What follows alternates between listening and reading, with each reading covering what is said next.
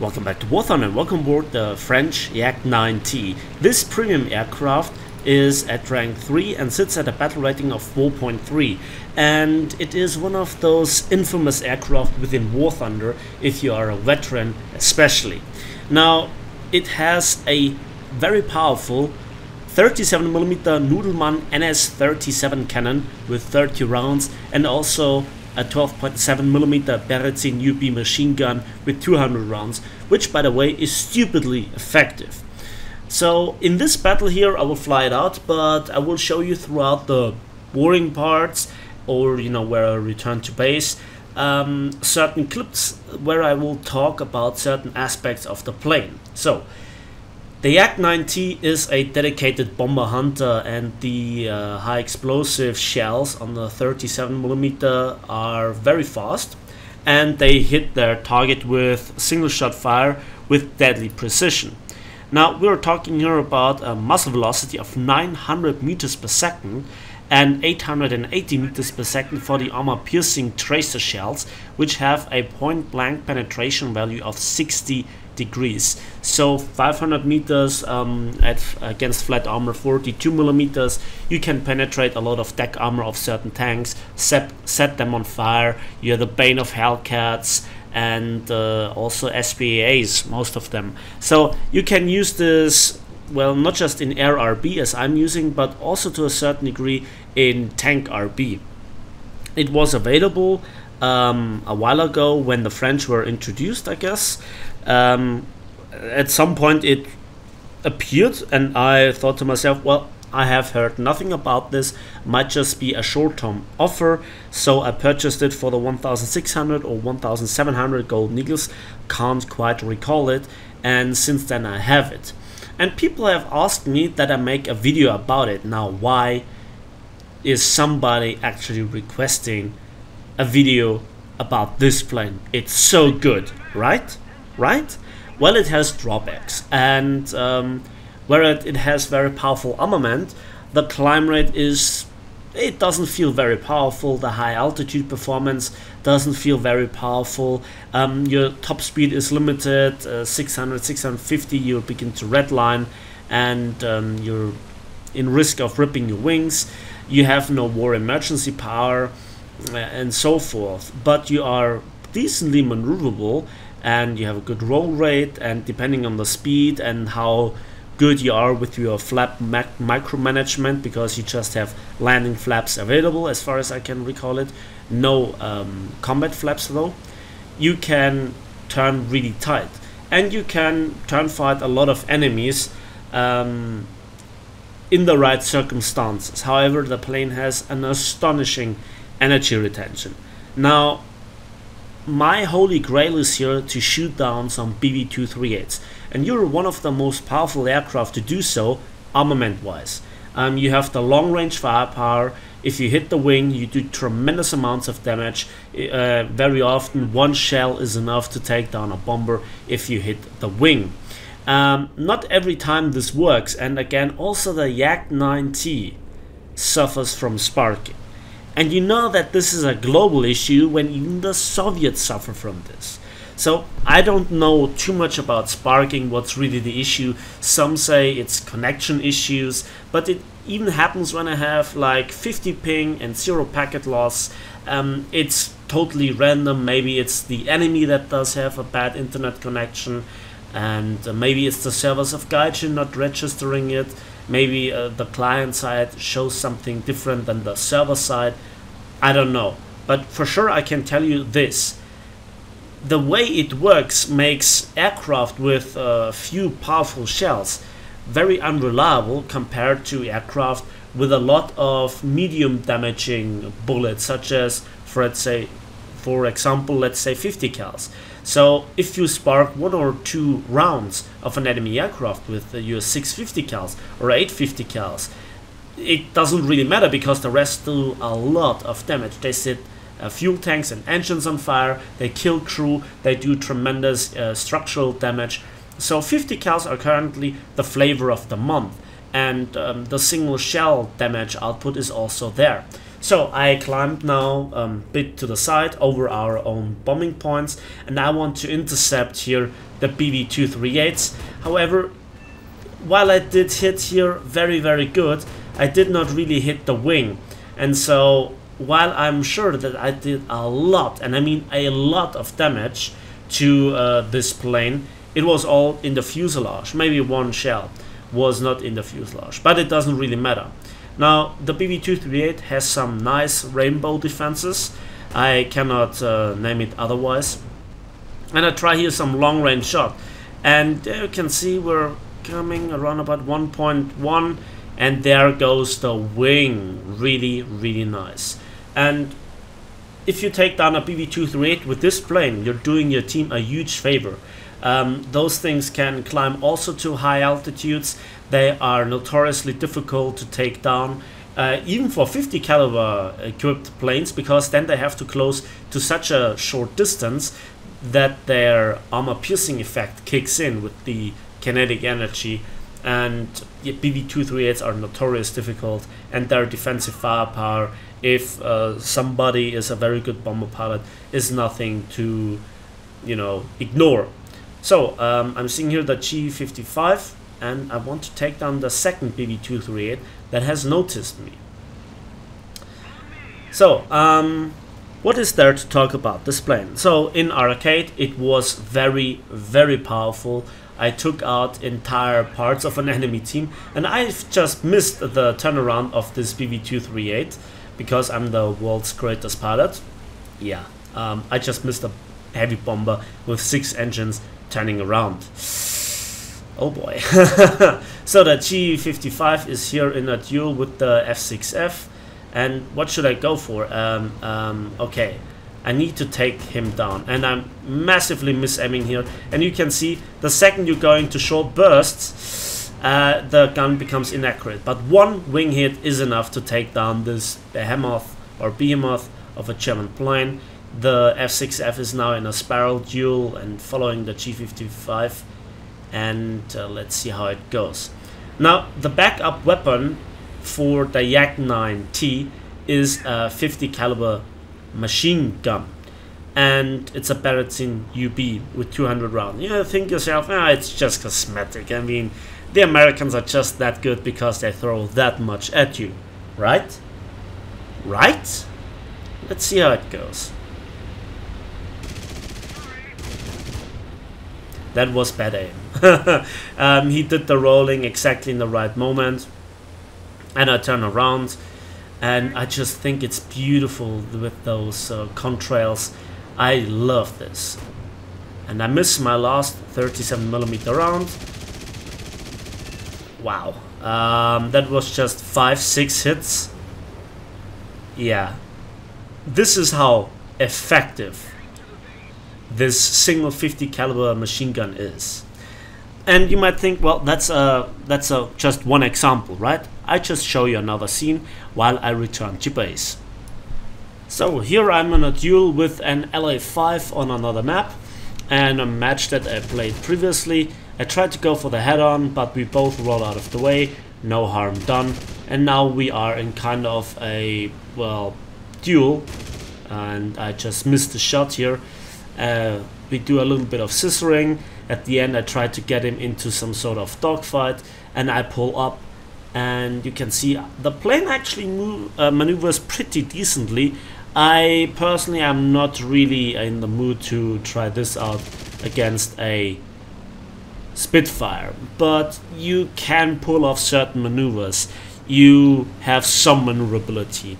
That is what I want to say. Now it depends obviously on the enemy that you're facing, and it's your normal fighter that I'm talking here about. Against heavy fighters, well, they're no match for you. And then I miss gloriously every single shot, and he does this positive rudder, negative rudder, but sooner or later I get the shots in with the machine gun. Wow, that is just ridiculous.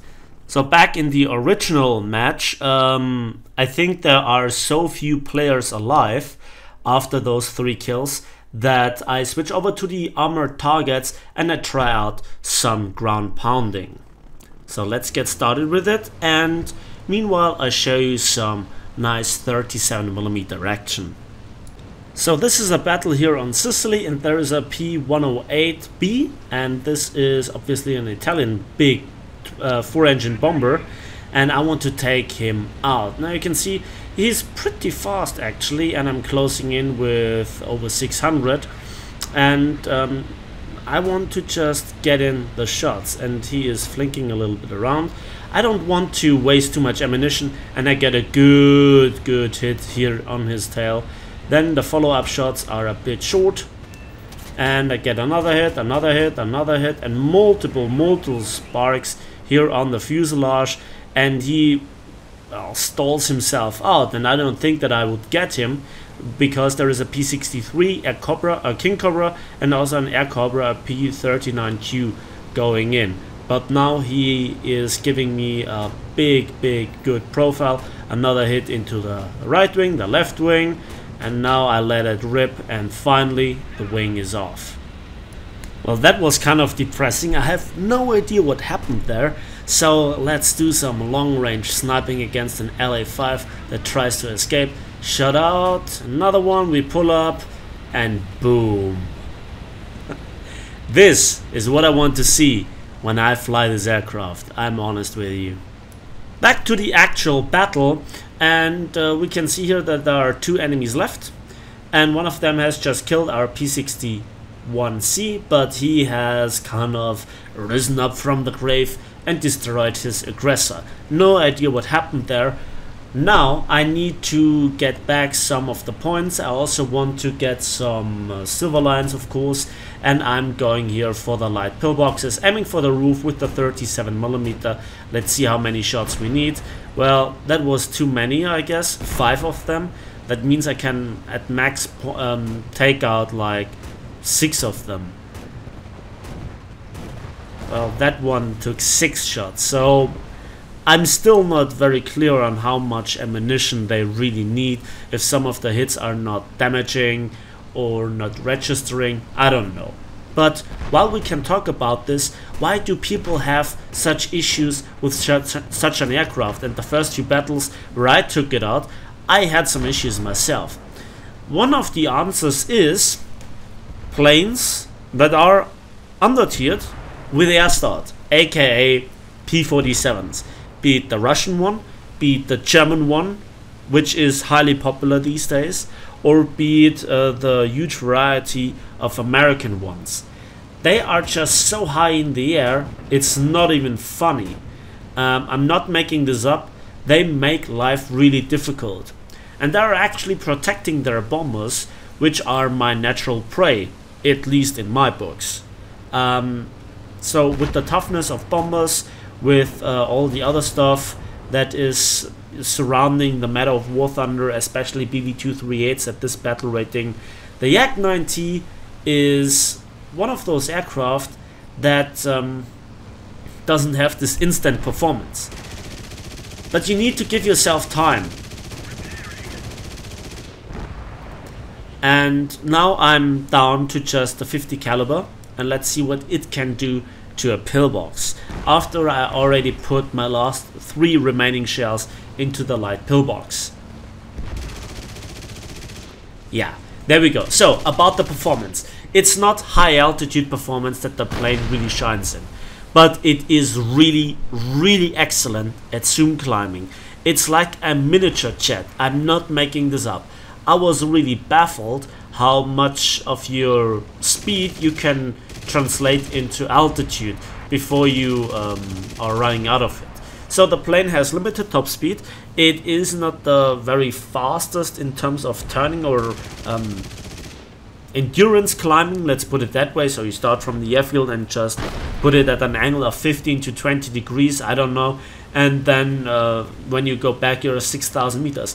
Doesn't really work with this aircraft. So you have to climb around your bases, or your bombing points rather, and then just hope that you can get into positions where a lot of the enemies that are higher than you already have dropped their altitude in pursuing the easy kills, aka the other half of your team, and so then you can use the energy fighting, and this plane is just awesome at doing this.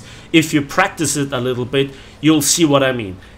In the vertical, the plane is really like an acrobat. It's phenomenally good at this. Now, to get into this position and to kill the enemy before somebody else comes around and kills you then with ease while you're at the stalling is a different matter. But in a pure 1 versus 1, that is what makes the aircraft really great. So now I'm empty and I'm returning to base, and let's just have a look at some other really nice scenes. The plane is pretty notorious for its head-on capabilities, and this is something that some of the chat pilots might agree with. It's not the sheer amount of shells or the shell density, it is the single shot that connects at long range with the high muzzle velocity. Shots out, we roll out of the way, and we get a really nice shot against the Tower 154. Very good aircraft.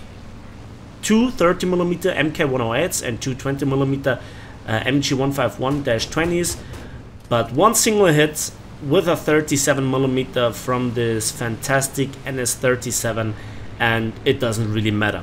Rolling out of the way to neglect them most of the incoming damage. I mean, if you stay in the flying path of all those bullets, you take the desired damage, so to speak.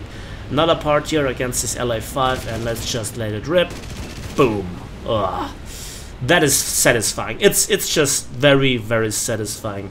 And even if you're in a hopeless situation, you're already damaged, you always can trade your aircraft or make it extremely expensive for the enemy. So we have landed again and we're starting again, and now the BF-109 is here in a duel with my last teammate. I switch back to the high explosive shells. I tried to do my fair share. This is the first time that I actually used it against the light pillboxes, and yeah, it would take too many runs with a single Yak-9T to do so. But the plane can do it. If it is possible with just the high explosive shells, I doubt it. So the P-47D has fallen to BF-109F, and I guess it's an F4, and I see the dot, but I want to mark him, so just in a moment I will activate the blind hunt order. Let's talk a little bit about the history of the plane and why it is a Soviet premium, or I'm sorry, a French premium. So as far as I know, some of the French pilots have fought alongside the Soviets in the Soviet Air Force after the fall of France and after, of course, Germany attacked Soviet Russia. And at the end of the war, I guess Stalin himself gave those planes that the pilots served in as a gift to them. And from the dev server, I guess there is also now a regular Yak-3, a Yak-9 that you further then can purchase. I might have a look at this one as well, and this seems to work out just fine as a premium. Some of my friends have the most outrageous fun in tank RB, or had them when they grinded the French tank lines, and they just annoyed the hell again out of Hellcats, out of tanks that don't have the best protection from the top, which is something that I always mention in my tank reviews as well. Some might think that this is not important, but you know, if somebody comes down at you with a 37mm armor piercing shot, you want to have armor on top of your plane. So the BF-109 is going into a head-on, and we know what this means. Shots out, roll out of the way, booyah! Beautiful. I love German planes, especially when they're on fire. Okay, jokes aside, that was the match. I guess it took like 35 minutes, no, 25 minutes up until this point. And yeah, that's the end of the match. 4 kills, not the usual 5 kill, 6 kill, 7, 10 kill slaughter that you might be used from, you know, YouTube, but I had fun in this aircraft. Okay, it performs, it's versatile, but it has its limitations. Let's have a quick look at the post-battle results. And as we can see, for our 4 kills and 8 ground units, we got 139,000 silver lines and nearly 10,000 research points. Remember, it's a tier 3 premium, so you might get a lot of penalty at researching jets. But it's infinitely better, in my opinion, than the reward plane, the NC900, which sits 0.7 battle rating higher, and I honestly have to ask myself why. So this is the French Yak 9T. It is a nice aircraft. It's relatively cheap. I don't know when it will be available for the next time. Maybe within 10 months, something like this, when there is the next anniversary, but we'll see how it goes. Anyways, this is it for me today, so thanks for watching, thanks for listening. I hope you got satisfied, whoever requested this. I had fun playing for this video, and I also got some really nice income for grinding silver lines for the upcoming patch. So all in all, it was a win-win situation. It actually was nice, otherwise I probably would have forgotten about this aircraft, which is one in the vast amount of planes and tanks that I own. But it's always something that is nice to come back to. So thanks for watching, thanks for listening. Please give this video a like if you did, subscribe if you want to see more, and we'll see each other in the skies of War Thunder. How beautiful was that?